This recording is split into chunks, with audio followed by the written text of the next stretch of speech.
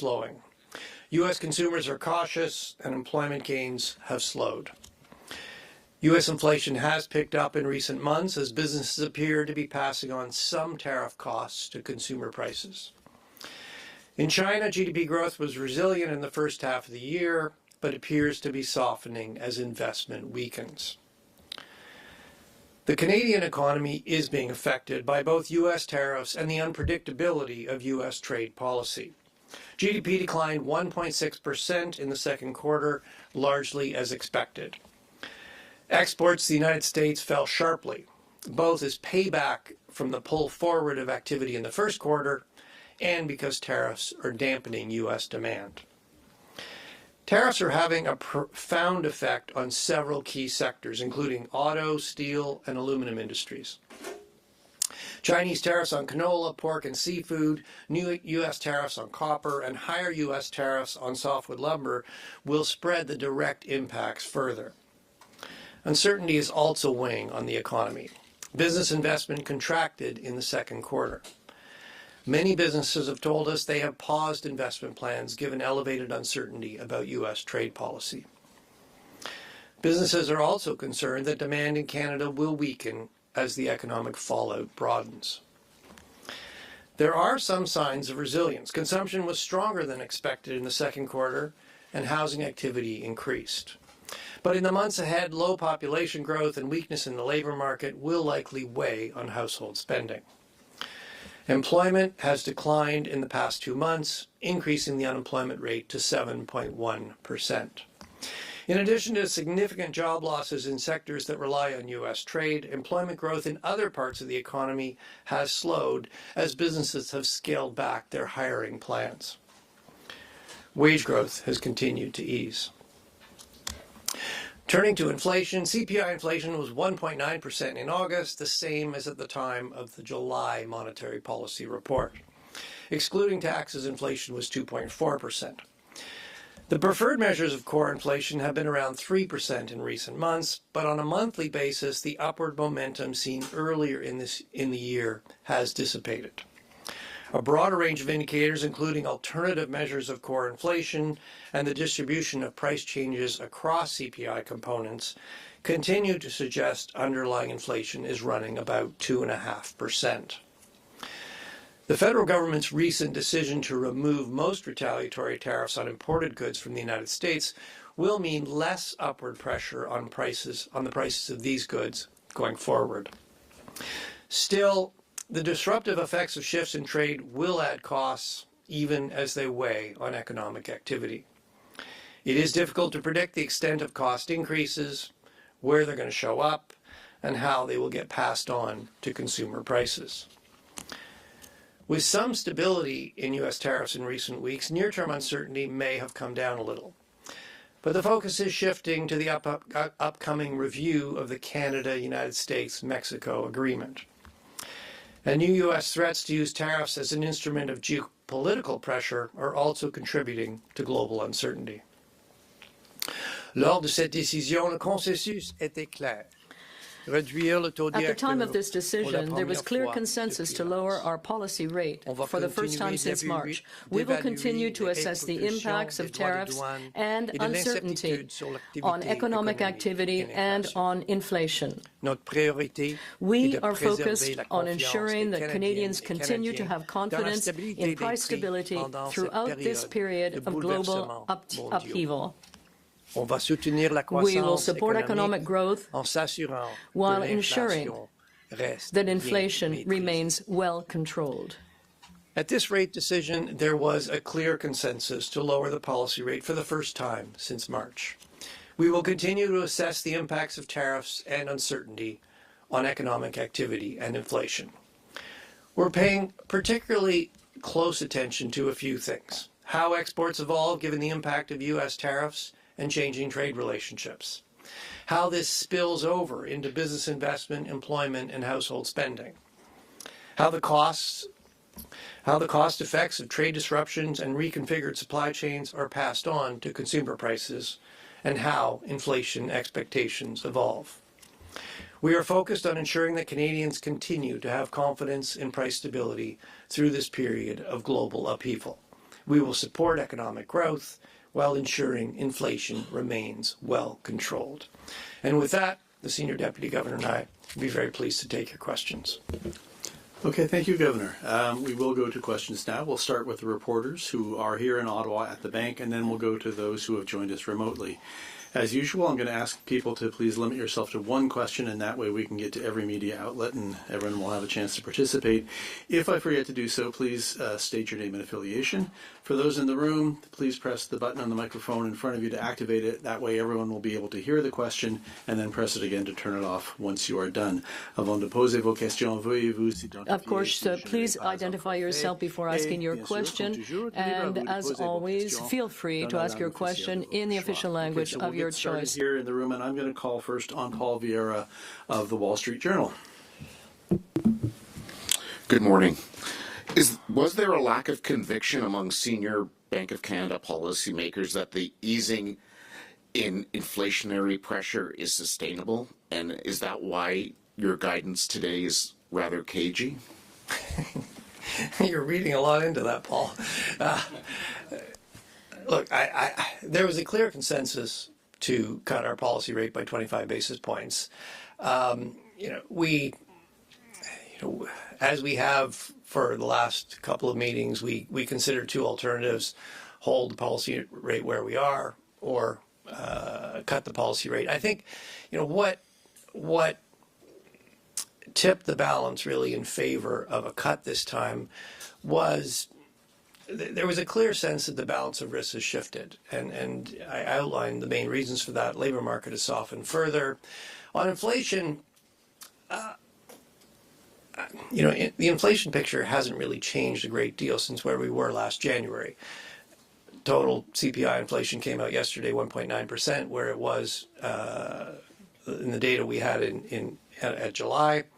CPI ex tax came out 2.4 yesterday. I think it was 2.5 in July. If you look at our core measures, they remain, or the preferred measures of core, trim, and median, they remain around 3. I think if you look under the hood, though, what you can see is that, earlier in the year we saw some upward momentum in those core measures. If you look at the more recent monthly readings on the core measures, that momentum has come off. Yes, if you look at the inflation data, there is some more comfort that some of those upward pressures we saw in underlying inflation are easing off. There's still some mixed signals there, and I indicated, we know tariffs are disrupting trade. We know businesses are looking for new suppliers. They're looking for new markets. That is bringing new costs. So, we're going to be watching those costs carefully and how those get passed through. So, I think, the guidance really is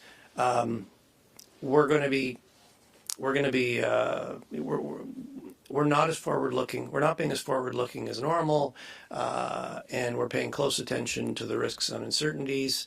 We demonstrated today, if those shifts, we're prepared to take action. All right, I'll ask Kevin Carmichael from The Logic next, please. Good morning. Also missing from the communication today, besides any explicit guidance, is any mention of fiscal policy. There's clearly a lot coming down the track. Could you elaborate on how you're thinking about it? Surely it must have come up at the meetings, the deliberations over the past week. So, on fiscal policy, there have been a number of announcements of targeted support to the most affected, to the directly affected sectors, the sectors that are facing new tariffs. There have also more recently been announcements on some big projects. From our perspective, we will, as those plans become more concrete, we will be assessing their macroeconomic impact. Yesterday, the Minister of Finance announced the budget will be tabled on November 4th. We'll certainly be looking at that closely. I mean, from our macro perspective, it's less about individual measures and more about how everything fits together, what the overall macro impact is. and certainly once we have the budget, we will be assessing the implications of the government's plans on the economic outlook, what that means for growth, for inflation, and ultimately for what we need to do with interest rates. Okay, Greg Quinn from Market News, please. Good morning to you both. You are cutting interest rates, as you say, with core inflation at 3%, the top of your band. You're also looking at wider measures, and you say that those are 2.5%. You know, given how upset Canadians were when inflation jumped after the pandemic, aren't you taking some kind of a risk here with inflation pressures? Well, Greg, I do want to underline that, as you said, Canadians remain concerned about the cost of living. And our primary mandate is to maintain low, stable inflation, and we are very focused on that. I mean, total inflation is 1.9%. It's been running slightly below 2 since April, largely as a result of the elimination of the consumer carbon tax. If you look at, yes, you know, trim and median are running around 3%.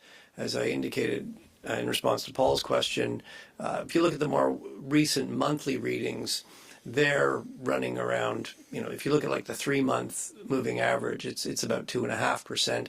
And if you look at a range of other core measures, you look at like traditional exclusion measures, CPIX, food and energy, CPIX, they're sort of 2.4, 2.6. If you look at the percentage of components of the CPI that are rising faster than 3, it's roughly about where it is when inflation's around 2.5%. So when we look at it, we see underlying, you know, headline inflation's 1.9, underlying's running about 2.5. Some of that upward momentum we saw has eased off. So yes, you know, we do need to consider where inflation is going. At this point, inflationary pressures look a little more contained, and against that background and the background of a weakening economy that will put additional downward pressure on inflation, that tipped the balance of risks in favor of cutting our policy rate today. But we are proceeding carefully. We are going to be balancing those risks, and we don't want Canadians to have to worry about big increases in the cost of living. Next, I have Mark Rendell from the Globe and Mail, please. What would you need to see on the inflation front and on, I guess, the economic and employment front to cut again this fall? Well, Mark, you know, if there was just one thing, the job would be so easy. I think you got to look at everything together. You know, obviously, I mean, tariffs are weakening the Canadian economy. You can see that very acutely in the directly affected sectors, you know, for example, transportation and related services that are supporting those trade sectors. And you've seen employment, you've seen quite a bit of job losses in those sectors. You know, one thing that has changed since July, in July, you know, when we looked in July, what you saw is that in the rest of the economy, employment was still growing. Employment growth in the rest of the economy has now slowed. We will certainly be looking very closely at what are the spillovers from weaker exports to the rest of the economy, and that, you know, that is going to be an important factor going forward. The weaker the economy, obviously, the more downward pressure that puts on inflation. The other side of it, though, is certainly when you talk to businesses, they're telling us they're facing a host of new costs related to trade disruption. They're trying to change their supply chains, they're finding new suppliers, they're trying to develop new markets, they're trying to reroute things.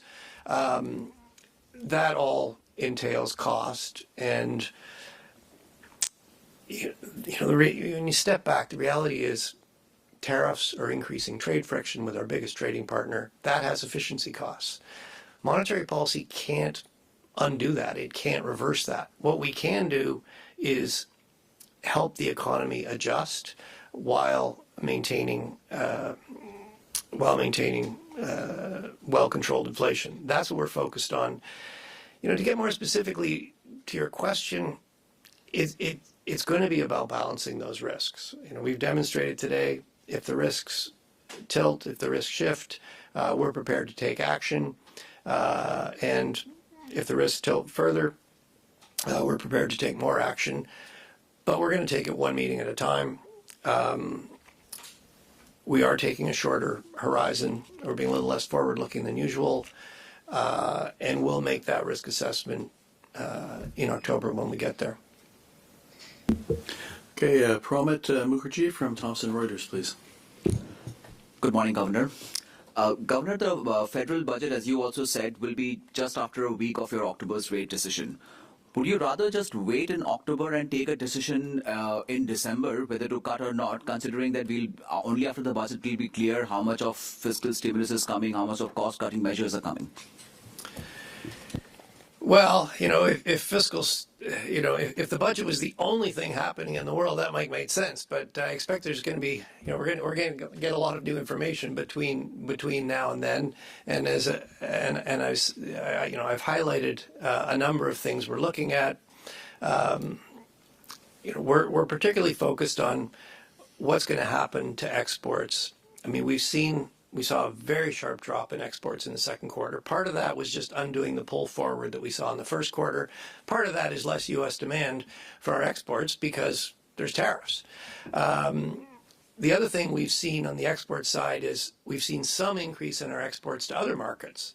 So going forward, we're going to be watching very closely where do exports go from here. As I mentioned, how does that spill over into the rest of the economy? Where do those additional costs go that businesses are facing with the disruption of trade, and what happens to expected inflation? So those are the key things we're going to be watching, and we'll be looking at the balance of risks carefully as we come into October. Fiscal policy, I expect between now and the next decision we will get some more information. As I said, for us, seeing it all put together in the budget is important because that gives you the kind of overall macro perspective. Okay, I'm going to call for the final time on Randy Thantong-Knight from Bloomberg News. Randy. Hi, Governor. There are two parts to my question. So the first part is, recently there have been continued strains in funding markets. Will the Bank of Canada consider a technical adjustment to the deposit rates again, similar to how you did in March? And the second part is, can you explain what's happening with Quora and liquidity in overnight repos? Yeah, there's been a number of things going on in the overnight markets, Randy. I mean, the primary one, the thing that's had sort of the most direct effect, is we had a big maturity early in September, big bond maturity. And so there was a step down in the amount of liquidity in the markets. That's put a bit of strain. I think the markets are still digesting that step down and adjusting. We also, you'll recall, in our financial stability report in May, we talked about a greater presence of foreign hedge funds in the market. They fund on the repo market. They fund Government of Canada securities on the basis trade. That trade there's a bigger demand for that trade when there's an expected move in policy rates, as there has been in the last few weeks. So there's more than one thing affecting overnight markets. We've got a variety of tools that we can use. We're not contemplating any change in the deposit rate right now. Our plan, I think I answered this question last time, our plan to normalize our balance sheet is still on track. It's the same as we've shared consistently all along. We do expect some of this turbulence as we get down to our steady state settlement balances, but we've got a variety of tools we can use before looking at the deposit rate. All right, next I'm going to call on Jordan Gowling from the Financial Post, please. Hi, Governor. Where are we in terms of cost increases brought on by trade disruption? Are Canadian businesses still holding on to those costs or passing them on? And how much of a concern is that for policymakers when we're talking about the risks to the inflation outlook? Well, I'll answer that in two parts. I mean, the first part, what we've actually seen in the data that we have. So what we've seen in the data that we have is, as I mentioned, inflation hasn't changed much since where we were in July. If you look under the hood, the monthly data suggests some of the pressures on corn, upward pressures that you see in core inflation in particular, have eased off. With respect to Canada's counter tariffs, you can see, you have to look pretty hard, but you can see some effects of those counter tariffs on the prices of some goods. You see it mostly more clearly in food. Food's perishable, so it gets passed on fairly quickly. Canada has now dropped most of those counter tariffs. So, going forward, what that means is, you'd expect those prices to come back down. I think, from our perspective, from a monetary policy perspective, I guess what I would underline is that, the effects of counter tariffs, the direct effect is a once-off increase in the prices of those goods. That'll show up as higher inflation temporarily, but to the extent that it's just a once-off level increase, the impact on inflation would be temporary. So we would tend to look through that. But, the risk for us is that a temporary increase, the increase in those prices has knock-on effects to other prices, and then it starts to look like ongoing inflation. I mean, from our perspective now, the fact that the direct effect of the counter tariffs has been removed, that takes away the first round effect, so there won't be a second round effect. So from our perspective, looking forward, that has taken off some of the upside risk to future inflation, and that was one of the things that tilted the risks today in favor of cutting the interest rate. All right, next I'll ask Mackenzie Gray from Global, please. Hi there. Further to the counter-tariff conversation, can you outline how large a factor that was in the rate cut today? And as well, there still are some counter-tariffs on things like steel products. Do you view that as a potential inflation risk going forward? Well, I want to underline that, we're looking both at the inflation data we have and the future. And, as I just responded, the inflation data we have, what you see is that inflation has not changed very much since July. And if you look at some of the more monthly indicators, some of that upward momentum we were seeing earlier in the year has fallen off. So that's telling us that the risk that inflation is going to move up further has gone down. The removal of the counter tariffs reinforced that because, as I just mentioned, it takes some upside risk off future inflation. So those two things together are telling us that the upside on inflation is looking more contained, and with an economy that's weaker, that all tilted the balance in favor of cutting today.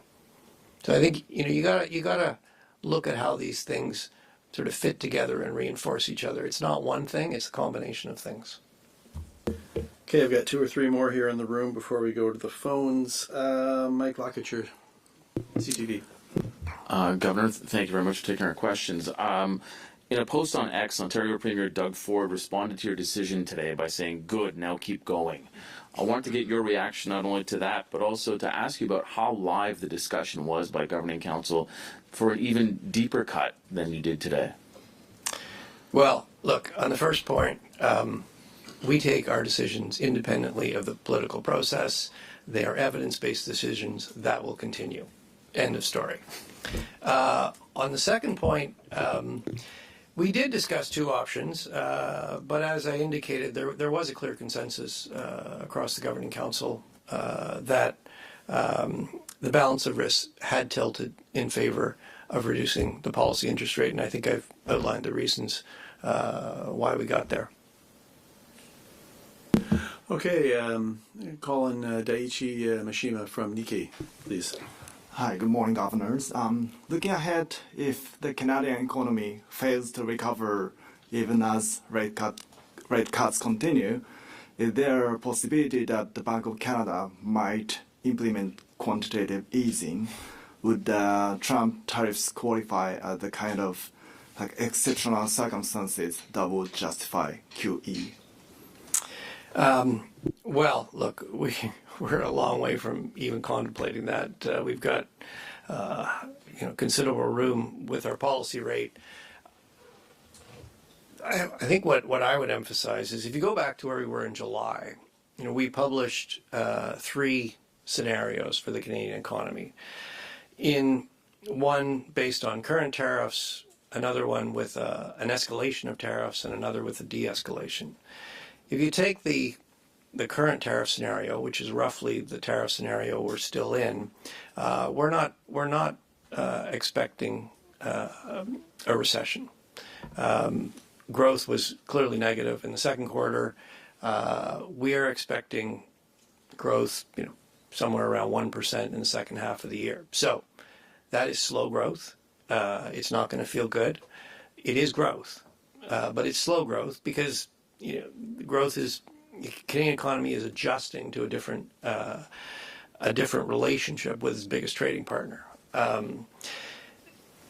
In the escalation scenario, where there's a significant escalation of tariffs, U.S. tariffs, in that scenario, the Canadian economy does go into recession, and certainly the situation would be worse. Having said that, I still think we'd be a long way from quantitative easing, and obviously in the de-escalation scenario, things would look better. Growth would be stronger. You'd get more of a recovery. Okay, before I go to the phones, I just want to check with CP. Yeah. Okay, Craig Lord, please, from Canadian Press. Thank you, governors, for taking our questions. At this point, with the budget coming in November, you will make the majority of your decisions without a federal budget in place this year. How much of the uncertainty you're grappling with is tied to the U.S. trade policy, and how much is tied to fiscal policy? I think I've said almost everything I can say on fiscal policy, so I can ask the senior deputy governor to say something. I'm not sure what I can add. I mean, the governor's previous answer on fiscal was clear. I mean, it's one of the things we consider. It's not the only thing. There's a lot going on in the economy right now. There's a lot of uncertainty. We'll have the budget in November. We'll have another decision before the end of the year. We'll have some time to digest the budget, and it'll we'll be able to give you a sense of how we've assessed it, probably on our last decision in the year. The only thing I would add is that tariffs, particularly the way the U.S. has implemented them, the tariffs in place in the Canadian economy are applied to very specific sectors: steel, automobiles, aluminum. You got Chinese tariffs on canola, pork, and seafood. You've now got higher U.S. tariffs on softwood lumber, tariffs on copper. For the rest of the economy, for other sectors, actually, tariffs remain very low, providing your business is compliant with CUSMA. So the impacts are very concentrated in these sectors that have been hit and the services that are servicing those. Monetary policy is a blunt instrument. We can help the overall economy adjust, but we can't we can't target individual sectors. Fiscal policy really is a much better instrument for that. And there have been a number of targeted measures to support those sectors. And then, there's sort of a broader industrial strategy or a broader strategy, or how are we going to adjust to the reality that we're going to have a very different trading relationship with our biggest partner? How do we grow our internal market? How do we, get goods overseas? Those things are going to play out over longer periods. But it's all those things. So we will be looking at the what fiscal policy. What fiscal policy is doing. We'll take that into account as we take our decisions. As I said, the most monetary policy can't undo the effects of tariffs. The most it can do is try to help the economy adjust at a macro level while keeping inflation well controlled. Okay, I've got 3 reporters on the line. You've all done this before, but I'll just remind you to come off mute only to ask your question, then go back on mute as soon as you're done. That way everyone can hear the response. Let's start with John McFarlane from Yahoo Finance Canada, please. Hi there. Thanks so much for taking our questions. You've said the bank is watching developments over a shorter horizon than usual. And there was talk as rates were being increased a few years ago that changes can take a year or more to work through the economy. So I want to know how you're thinking about lag effects in the present context, given the trade shocks seem to be having fairly immediate effects. Well, you're right. Monetary policy still works with a lag. That hasn't changed. So, yes, we do need to factor that in. I mean, the lagged effects of the cuts we've done over the last year, those we have a pretty good handle on. There's, as Milton Friedman famously said, there's long and variable lags. So, there's always some uncertainty. But, before we got hit with tariffs, we could see lower interest rates were feeding through the economy.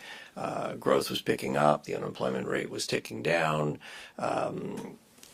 Then, come February, we're hit with a series of tariff threats, tariff reversals, and we've seen the consequences of that.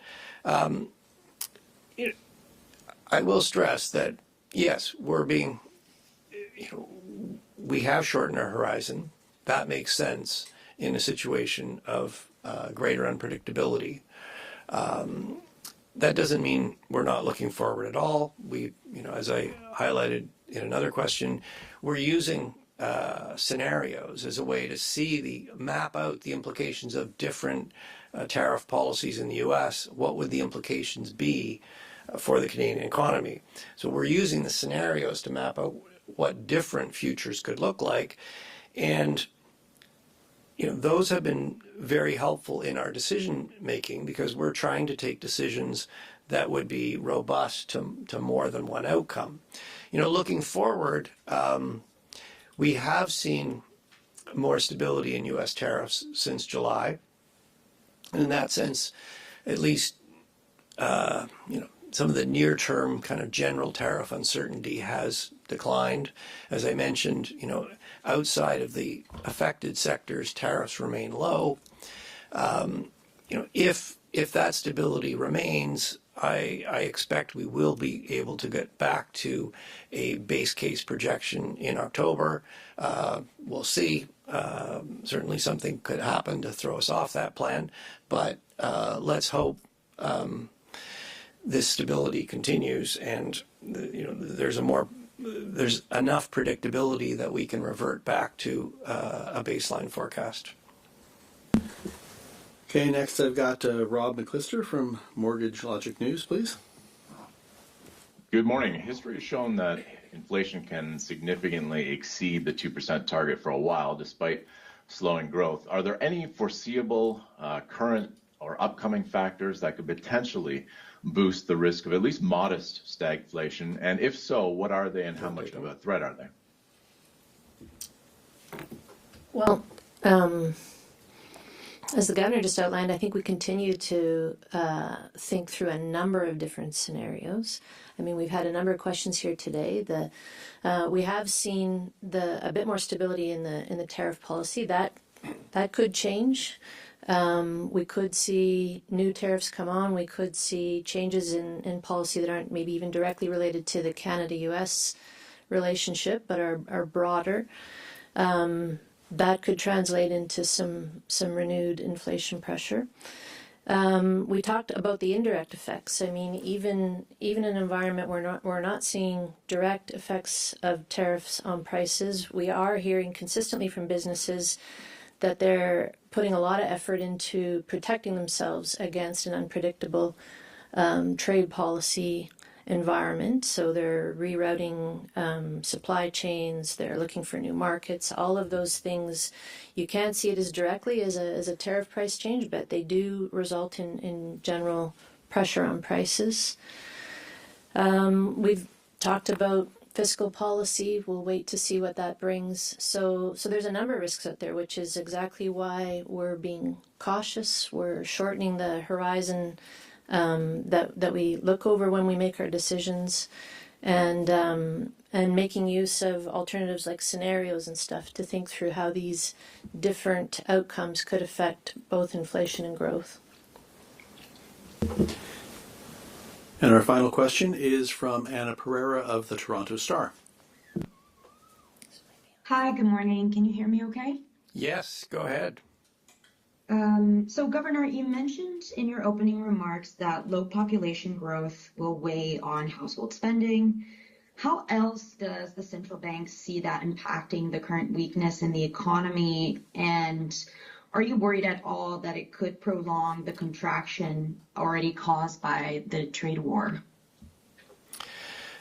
Well, what I would emphasize is that, population growth adds to both demand and supply in the economy.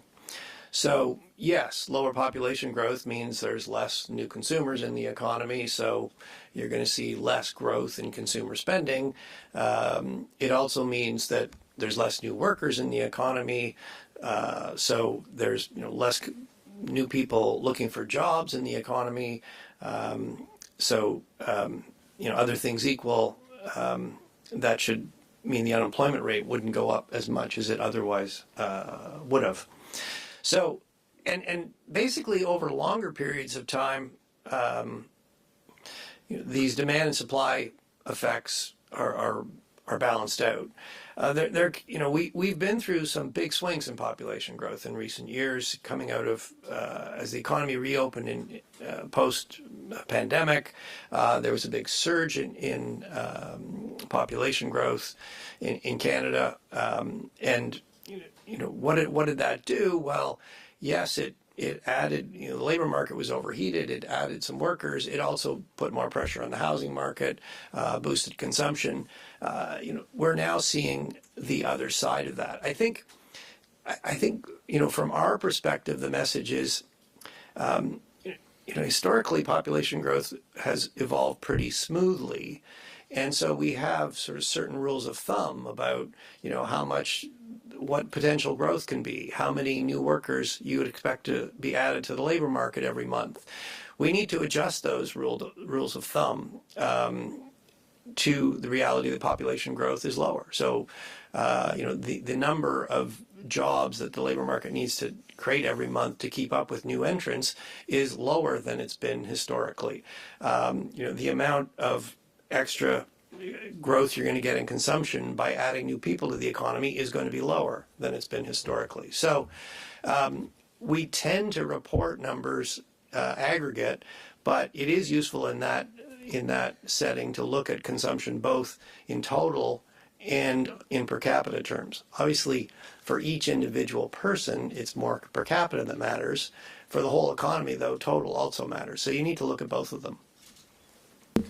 And that will do it for today's press conference. Thank you, Governor, Senior Deputy Governor. Thank you all for joining us. À la prochaine.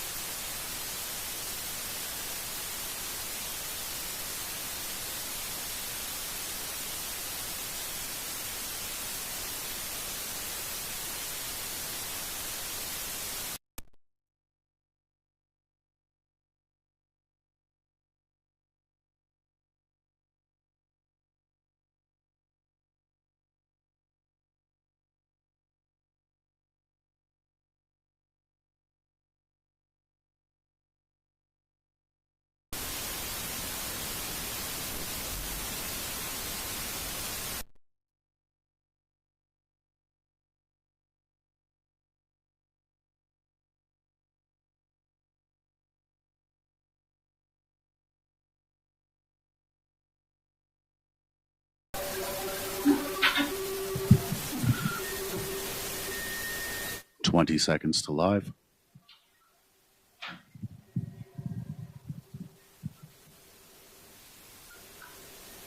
$10 seconds to live, and 5 seconds to live.